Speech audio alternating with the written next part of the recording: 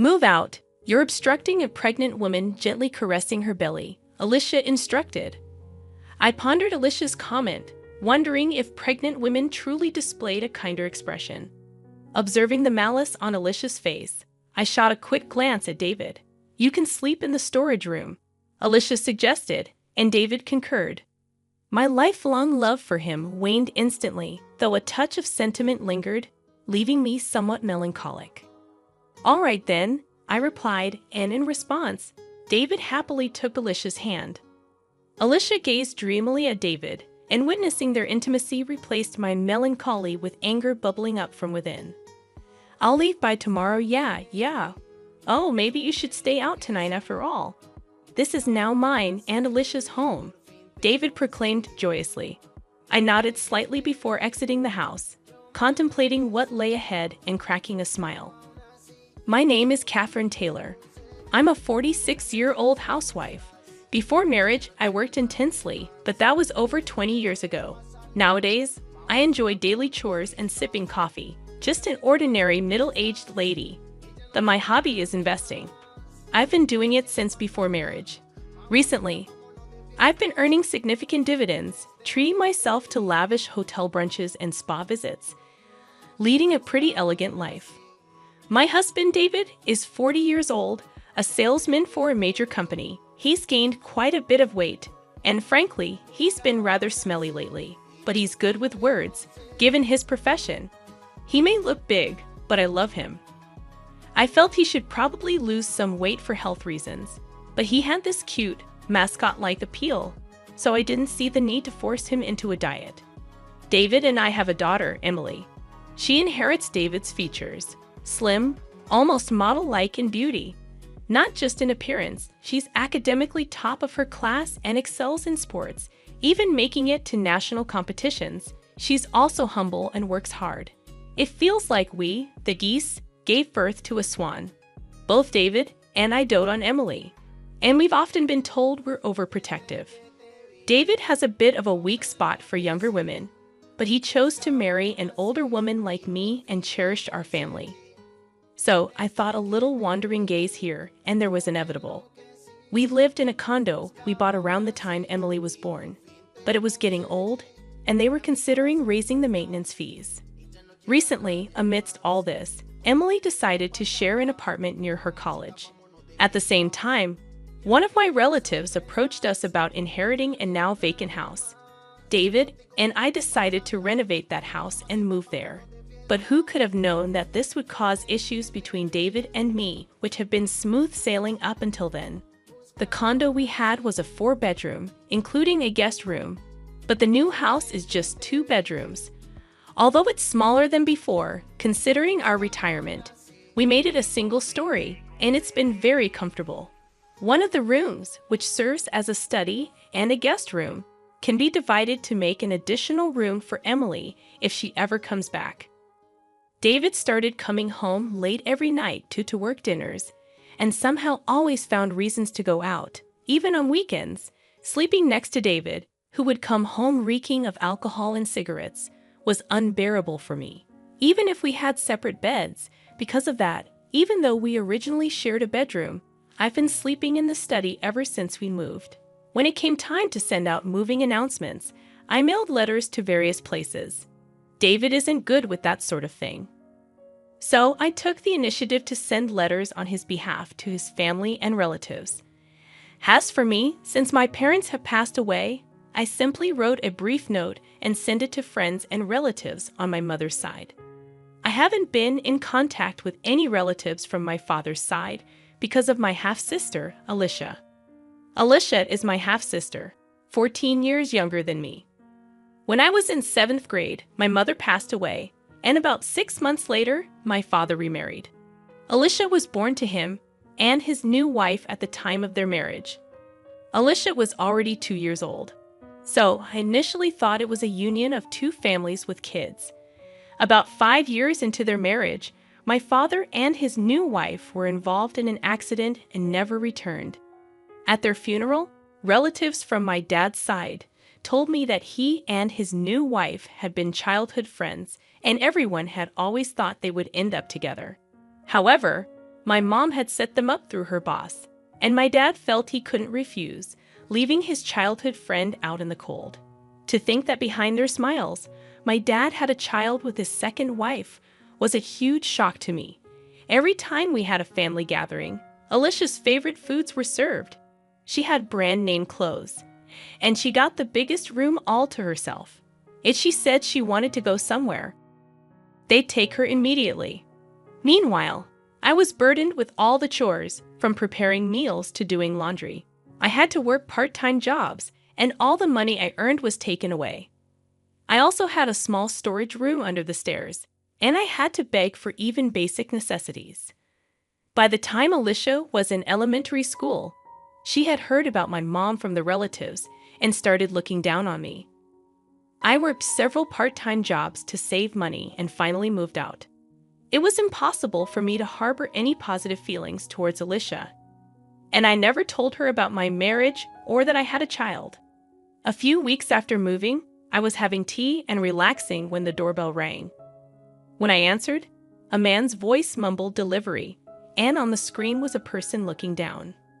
I thought maybe David had ordered something and opened the door, only to be left speechless.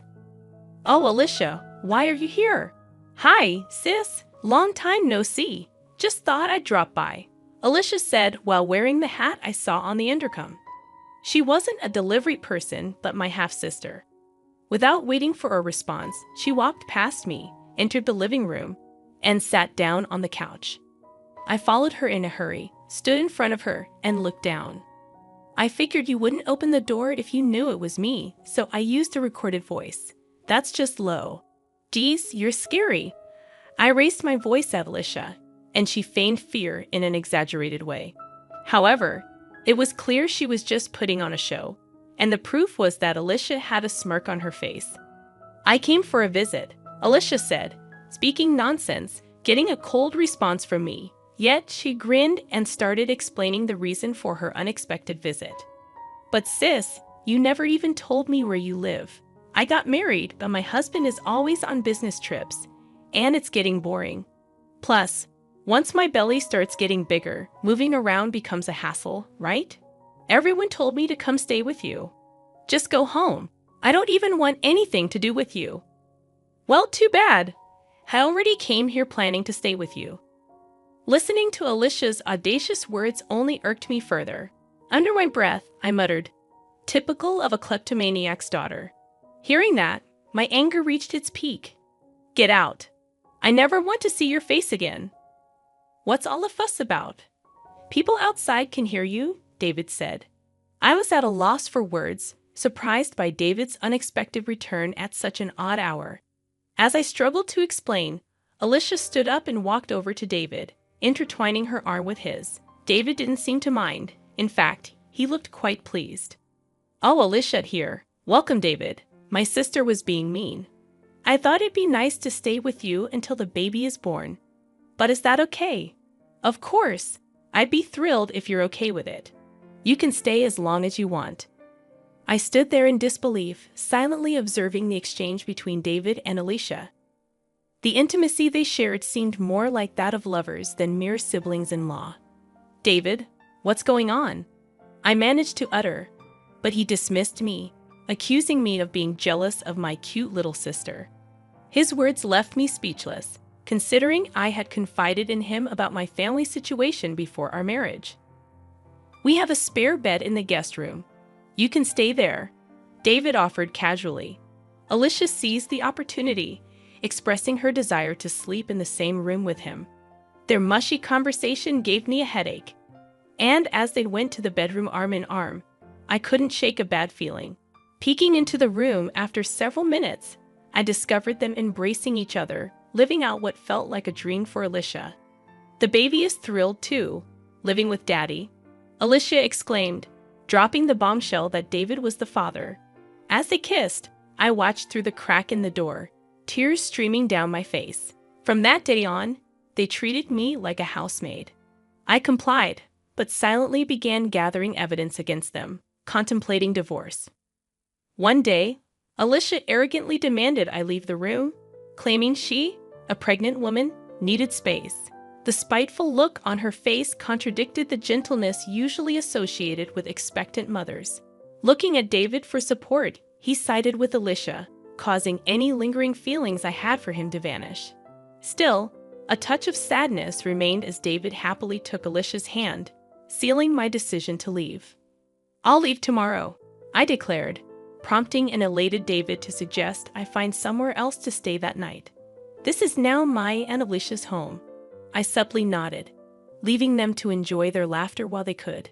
Stepping outside, a grin formed on my face as I contemplated what lay ahead. That night, I checked into a hotel, making plans for the next phase. The following day, I scheduled a moving company and headed to City Hall to start anew. Excitement and thoughts of newfound freedom kept me awake, but my spirit remained high. To my surprise, upon returning home, I found the moving company already confused, as the house appeared empty. A small box with a note greeted me, containing some of my cherished belongings carelessly thrown in. Adding insult to injury, David's wedding ring lay at the bottom of the box. Anger surged within me as I discovered the house in disarray, with evidence of David and Alicia's escapades. I led the movers to pack their belongings, then found a note on the dining table announcing David and Alicia's 6-day trip abroad and requesting the house to be cleaned. The note mentioned that the divorce would be finalized upon their return. David's utter self-centeredness left me dumbfounded, but his absence made executing my plan much easier and secretly grateful that I had the movers pack all my belongings. I left David's wedding ring on the kitchen counter before departing the house. After some contemplation, I purchased a place near Emily's university, which happened to be on sale. The one-bedroom apartment was cozy, and I cherished the solitude it offered. On the day David and Alicia were set to return, my phone incessantly rang. Without checking, I knew it was them. Answering with a nonchalant hello, I was met with David's frantic voice demanding an explanation. "What the hell is going on?" he shouted. Remaining calm, I replied, "What do you mean? What's going on?" David, fuming, informed me that the house was gone. Bursting into laughter, I explained, "Well, it was my house, and if I'm not going to live there, why keep it? We were living there, weren't we? Don't worry, everything's safely stored in a storage unit. I'll text you the location and access code." David demanded I bring back the house, but I retorted that it was under my name, and the money used to build it was from my investments, not a dime from him. David seemed to recall his lack of involvement when the house was built, a fact he had conveniently forgotten.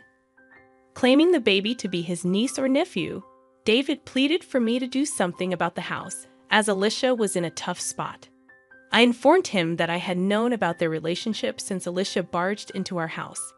I had been gathering evidence, including recordings from a high-end baby monitor Alicia had me buy during a fit.